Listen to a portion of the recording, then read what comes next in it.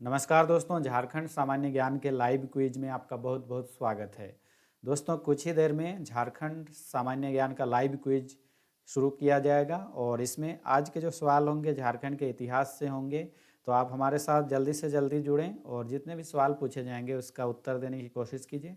हमारे comment box में प्रत्येक सवाल का उत्तर दीजिए और अपना स्वमूल्यांकन कीजिए कि आपका कितना सवाल सही हो रहा है। तो चलिए शुरू करते हैं आज का सवाल जवाब।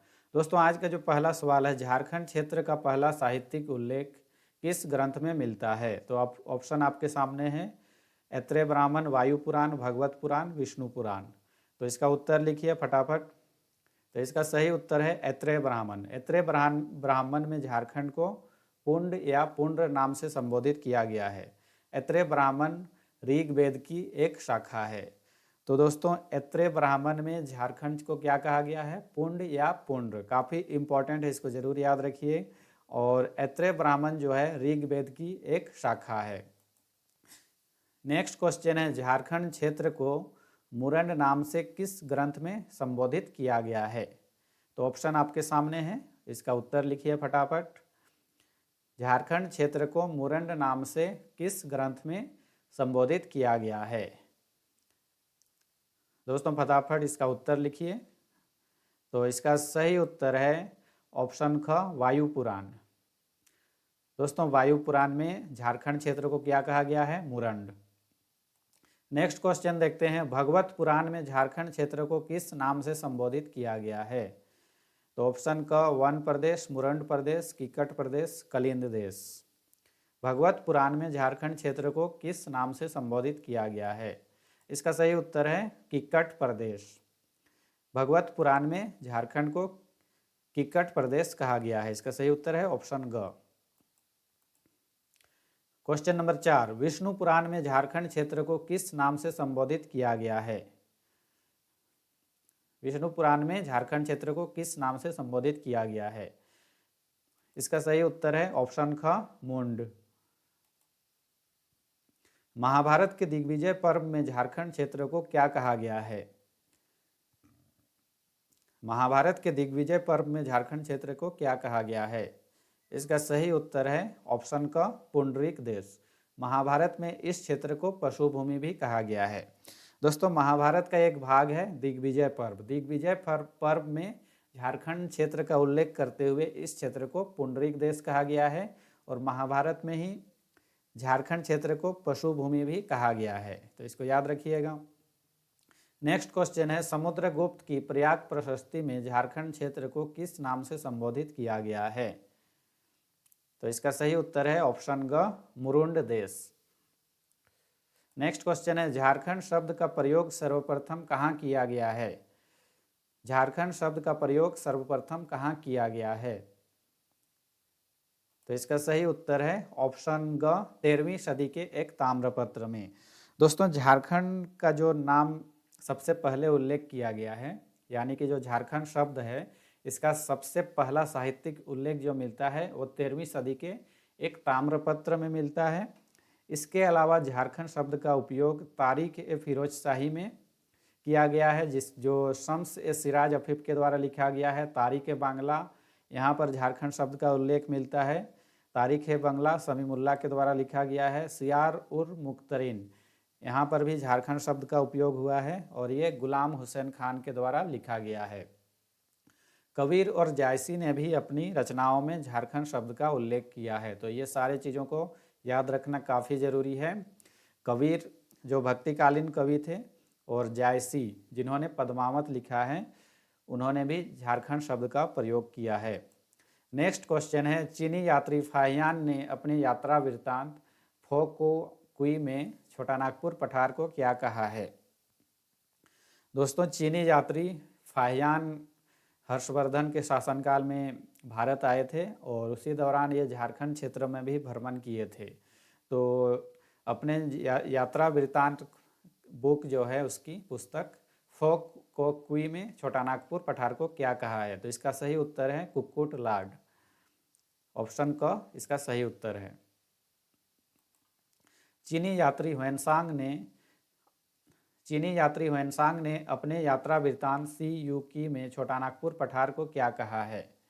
तो इसका सही उत्तर है ऑप्शन ख, की लो ना सुकालाना। तो इसका चीनी यात्री ह्वेनसांग ने क्या कहा है झारखंड क्षेत्र को, छोटानागपुर पठार को, की लो ना सुकालाना। क्वेश्चन नंबर 10, अंग्रेजों ने कब दक्षिण पश्चिम सीमांत एजेंसी का गठन किया?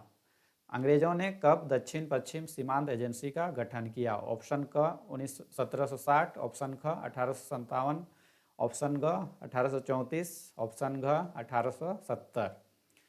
तो इसका सही उत्तर है ऑप्शन ग 1834। दोस्तों, अंग्रेजों ने दक्षिण पश्चिम सीमांत एजेंसी का गठन कब किया था? 1834 ईस्वी में।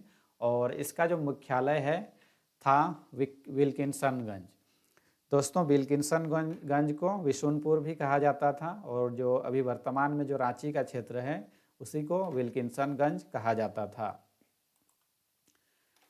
क्वेश्चन नंबर 11, नरी खंड के नाम से झारखंड के किस क्षेत्र को जाना जाता है? तो चारों ऑप्शन को देखिए और इसका सही उत्तर लिखिए। इसका सही उत्तर है ऑप्शन ग, संथाल परगना। नरी खंड के नाम से जाना जाता था संथाल परगना। ह्वेनसांग ने झारखंड के किस क्षेत्र को किचिंग कोयला नाम से संबोधित किया है? ह्वेनसांग ने झारखंड के किस क्षेत्र को किचिंग कोयला नाम से संबोधित किया है? तो इसका सही उत्तर है ऑप्शन क, राजमहल। ह्वेनसांग ने राजमहल को किचिंग कोयला नाम से संबोधित किया है। क्वेश्चन नंबर 13, हजारीबाग का बारहगंडा नामक स्थान से किस प्रकार के खान होने के सबूत मिले हैं? दोस्तों, हजारीबाग का एक पुरातात्विक साइट मिला है जिसका नाम है बारहगंडा। तो यहाँ पर कौन सा धातु का खान होने का सबूत मिला है? तो ऑप्शन है सोना, लोहा, चांदी, तांबा। तो इसका सही उत्तर लिखिए। इसका सही उत्तर है ऑप्शन घ, तांबा। तांबे के 49 खानों के अवशेष मिले हैं। दोस्तों, हजारीबाग का जो बारहगंडा नामक जगह है वहाँ पर 49 तांबे के खानों के अवशेष मिले हैं। क्वेश्चन नंबर 14, झारखंड की कौन सी जनजातियां सर्वप्रथम धातु कर्म के लिए जानी जाती हैं? झारखंड की कौन सी जनजातियां सर्वप्रथम धातु कर्म के लिए जानी जाती हैं? इसका उत्तर लिखिए फटाफट।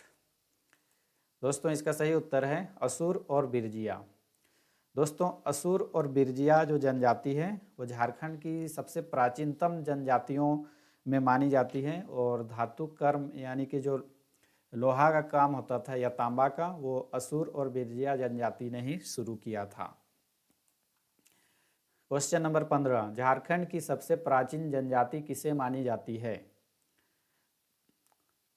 झारखंड की सबसे प्राचीन जनजाति किसे मानी जाती है? तो ऑप्शन आपके सामने है। तो इसका सही उत्तर है ऑप्शन ग, असुर। दोस्तों, असुर जनजाति जो है वो झारखंड की सबसे प्राचीन जनजाति मानी जाती है, और असुर के अलावा बिरजिया, बिरहोर और खड़िया झारखंड की प्राचीनतम जनजातियां हैं। तो इसको याद रखिएगा। सवाल पूछा जाएगा कि सबसे प्राचीन जनजाति कौन सी है, तो आपको असुर जनजाति लिखना है। लेकिन असुर के बाद बिरजिया, बिरहोर, खड़िया ये जनजातियां झारखंड की प्राचीनतम जनजातियां हैं। नेक्स्ट है क्वेश्चन नंबर 16, जैन धर्म के किस तीर्थंकर का निर्वाण गिरिडीह के इसरी पहाड़ी पर हुआ था? जैन धर्म के किस तीर्थंकर का निर्वाण गिरिडीह के इसरी पहाड़ी पर हुआ था? तो इसका सही उत्तर क्या है? पार्श्वनाथ।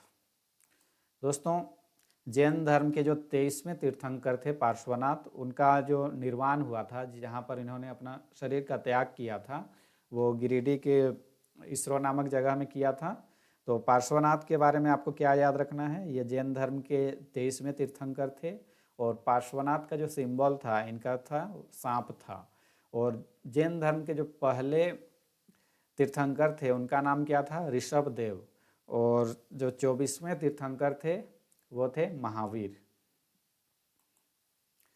क्वेश्चन नंबर 17, जैन धर्म के श्रावक गृहस्थ जैन मतावलंबी झारखंड के किस क्षेत्र में निवास करते थे? तो इसका सही उत्तर है ऑप्शन ग, सिंहभूम।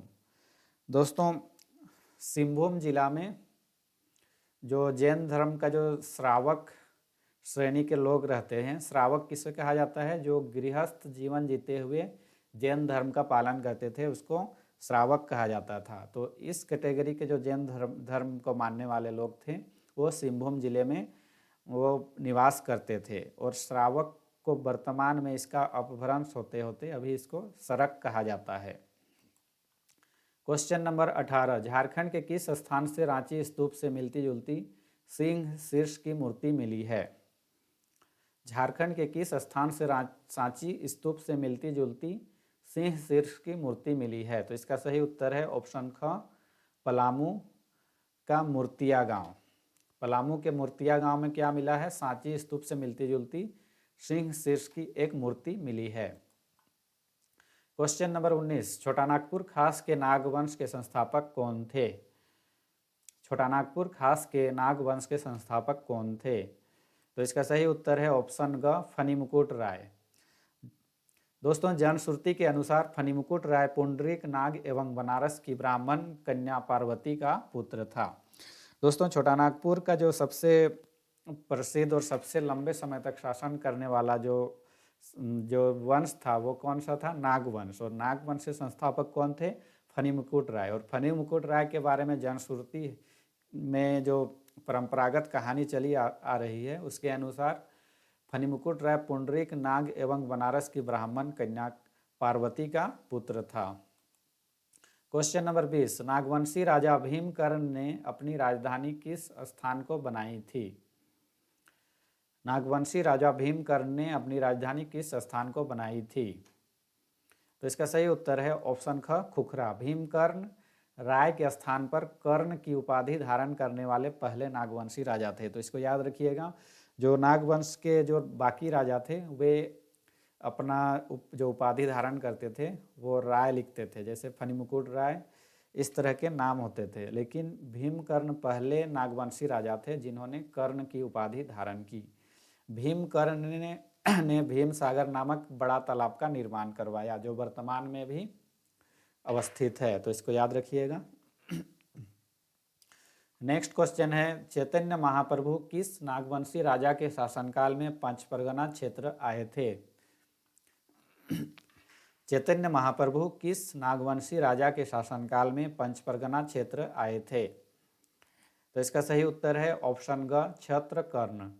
क्षत्रकर्ण के समय कोराम्बे में वासुदेव की मूर्ति स्थापना की गई थी। इसी मूर्ति से आकर्षित होकर चैतन्य महाप्रभु झारखंड आए थे और पांच परगना का जो क्षेत्र है वहाँ पर भी इन्होंने कुछ दिन बिताए थे। तो याद रखिएगा, चैतन्य महाप्रभु जो आए थे क्षत्रकर्ण के शासनकाल में आए थे। और इसमें सवाल ऐसा पूछा जाता है कि चैतन्य महाप्रभु पंच परगना क्षेत्र कब आए थे? तो क्षत्रकर्ण के समय आए थे और वासुदेव की मूर्ति के दर्शन के लिए आए थे। क्वेश्चन नंबर 22, ऐतिहासिक ग्रंथ वंश प्रभा लेखन में किस राजवंश की पारिवारिक इतिहास की जानकारी मिलती है? ऐतिहासिक ग्रंथ वंश प्रभा लेखन में किस राजवंश की पारिवारिक इतिहास की जानकारी मिलती है? तो इसका सही उत्तर है ऑप्शन ग, सिंहभूम का सिंह वंश। सिंह वंश के पहली शाखा की स्थापना 8वीं सदी में काशीनाथ सिंह के द्वारा की गई थी। तो इसको याद रखिएगा, सिंहभूम का जो सिंह वंश है उसके संस्थापक कौन थे? काशीनाथ सिंह।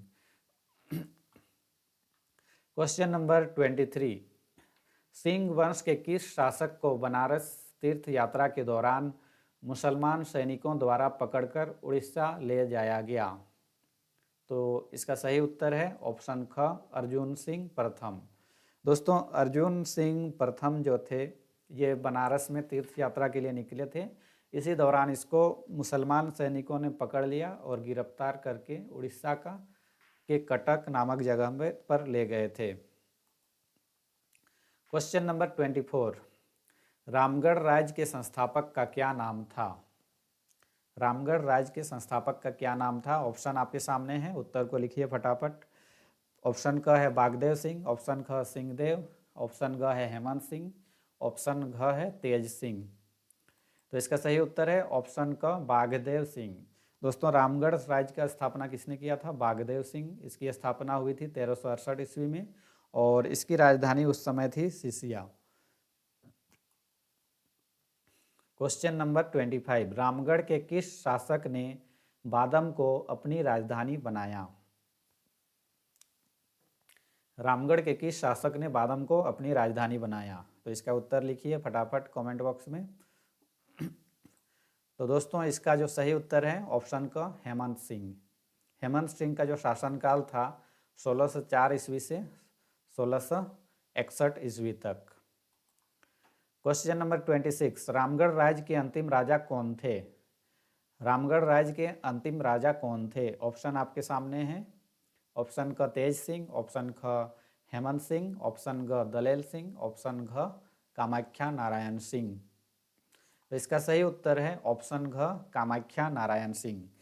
दोस्तों कामाख्या नारायण सिंह रामगढ़ राज्य के अंतिम राजा थे और इनका जो शासनकाल था, जब शुरुआत किए थे ये अपना शासन करना 1937 ईस्वी में, 26 जनवरी 1955 ईस्वी में बिहार राज्य भूमि सुधार अधिनियम की धारा 3 के तहत रामगढ़ राज्य का अस्तित्व समाप्त कर दिया गया था। तो इसको याद रखिएगा।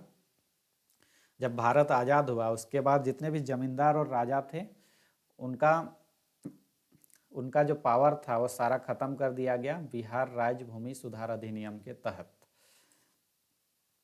क्वेश्चन नंबर 27, खड़गडिहा राज्य के संस्थापक कौन थे?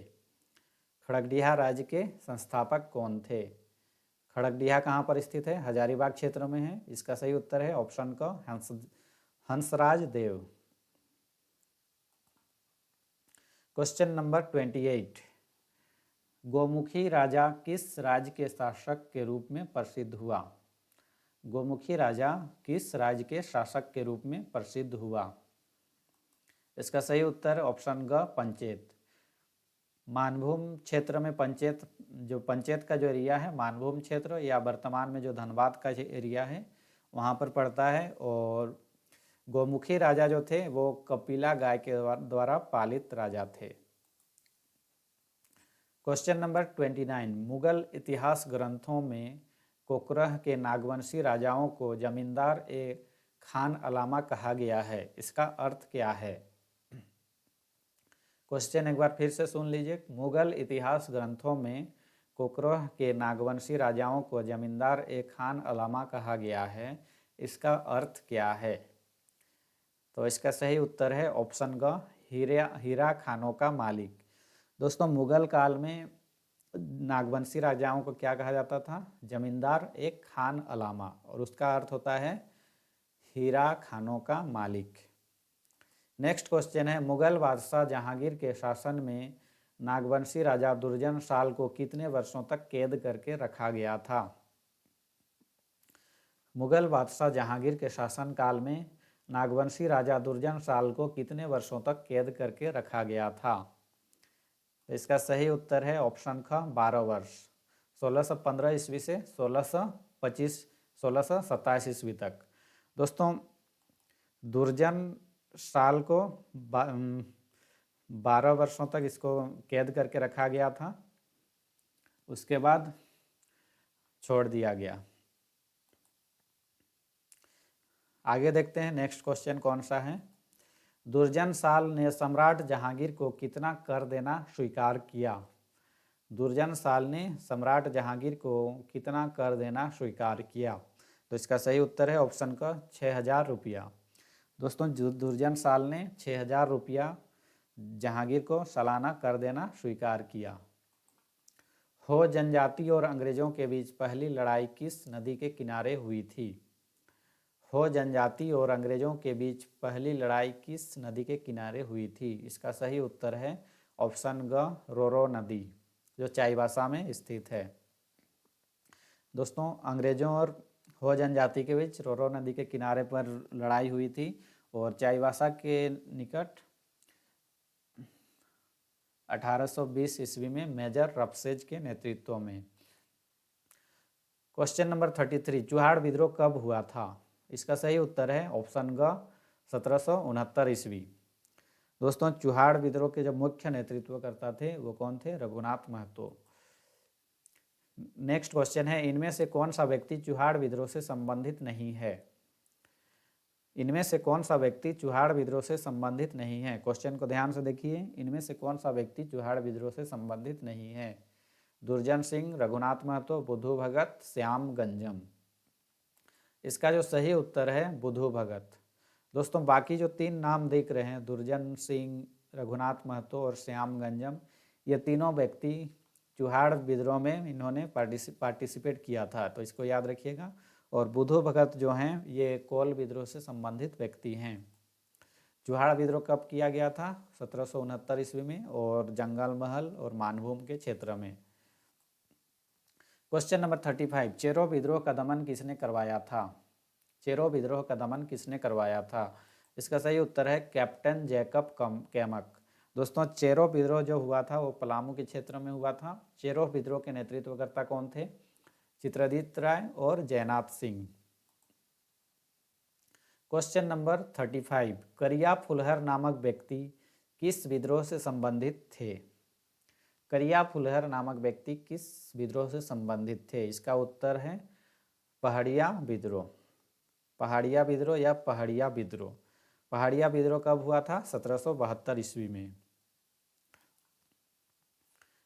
इनमें से कौन सा व्यक्ति पहाड़िया विद्रोह से संबंधित नहीं है? ऑप्शन क सूर्य चंद्र समरिया, ख जगन्नाथ पातर, रानी सर्वेश्वरी, और घ है पांचके डोम्बा। तो इसका सही उत्तर है जगन्नाथ पातर। दोस्तों जगन्नाथ पातर जो थे वो पहाड़िया विद्रोह से संबंधित व्यक्ति नहीं हैं। रानी सर्वेश्वरी की मृत्यु कब हुई थी? तो इसका सही उत्तर है ऑप्शन क 6 मई 1807 ईस्वी। क्वेश्चन नंबर 38, तिलका आंदोलन कब शुरू हुआ था? तिलका आंदोलन कब शुरू हुआ था? आंसर लिखिए फटाफट। इसका सही उत्तर है 1784 ईस्वी। तिलका माझी के नेतृत्व में तिलका माझी को 1784 ईस्वी में तिलका माझी का आंदोलन शुरू हुआ था। और तिलका माझी को क्या कहा जाता है? जबरा पहाड़िया भी कहा जाता है। नेक्स्ट क्वेश्चन है, तिलका माझी ने किस अंग्रेज अधिकारी को तीर से मार गिराया था? तिलका माझी ने किस अंग्रेज अधिकारी को तीर से मार गिराया था? तो इसका सही उत्तर है ऑगस्टल क्लीवलैंड। ऑगस्टल क्लीवलैंड जो ऑप्शन ख है ये सही उत्तर है। 13 जनवरी 1784 ईस्वी को तिलका माझी ताड़ के पेड़ पर चढ़कर ऑगस्टल क्लीवलैंड को तीर से मार गिराया था। क्वेश्चन नंबर 40, तिलका आंदोलन का दमन किस अंग्रेज अधिकारी के द्वारा किया गया? दोस्तों तिलका माझी आंदोलन का दमन किस अंग्रेज अधिकारी के द्वारा किया गया? इसका सही उत्तर है ऑप्शन ग आयरकुट। आयरकुट के द्वारा तिलका आंदोलन का दमन किया गया, क्योंकि ऑगस्टल क्लीवलैंड जो थे इनको तिलका माझी ने मार गिराया था। इसके बाद आयरकुट के नेतृत्व में संथाल परगना में सेना भेजा गया और तिलका माझी को पकड़ लिया गया। क्वेश्चन नंबर 41, कंपनी काल में किस जनजाति के लोगों को अंग्रेज लड़ाका कोल के नाम से जानते थे? इसका सही उत्तर है ऑप्शन ग हो जनजाति। दोस्तों हो जनजाति को काफ़ी लड़ाकू माना जाता था और अंग्रेज अधिकारी इन्हें लड़ाकू कोल के नाम से जानते थे। क्वेश्चन नंबर 42, कोल विद्रोह की शुरुआत कब हुई थी? कोल विद्रोह की शुरुआत कब हुई थी? इसका सही उत्तर है ऑप्शन क 1831 ईस्वी। 1831 ईस्वी में कोल विद्रोह की शुरुआत हुई थी और इसके जो मुख्य नेतृत्वकर्ता थे बुधु भगत। इसके अलावा अलग अलग क्षेत्र में इसके नेतृत्वकर्ता अलग अलग थे।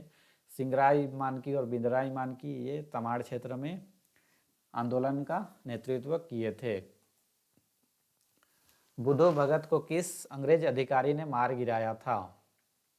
बुधु भगत को किस अंग्रेज अधिकारी ने मार गिराया था?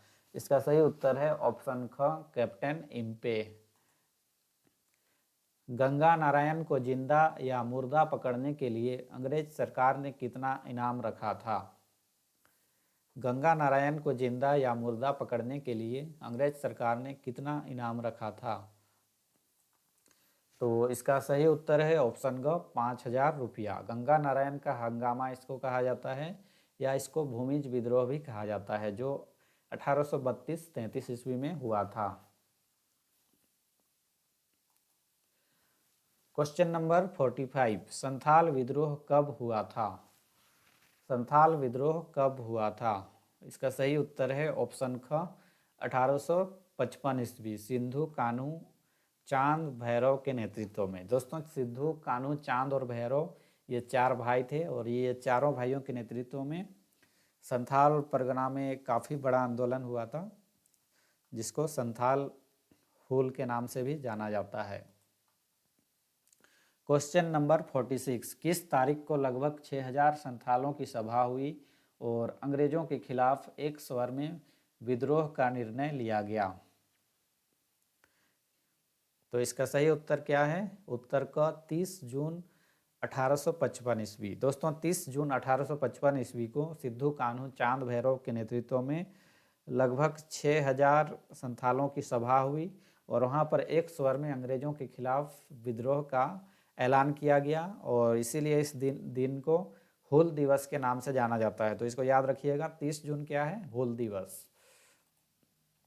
क्वेश्चन नंबर 47, संथाल विद्रोह का दमन किसके द्वारा किया गया था? संथाल विद्रोह का दमन किसके द्वारा किया गया था? इसका उत्तर है ऑप्शन घ मेजर ब्रो। मेजर ब्रो ने संथाल विद्रोह को कुचल दिया और बहुत ही बुरी तरह से, और बहुत से लोगों का नृशंस हत्या किया गया। क्वेश्चन नंबर 48, यूल रूल कब लागू किया गया था? यूल रूल कब लागू किया गया था? इसका सही उत्तर है 1856 ईस्वी।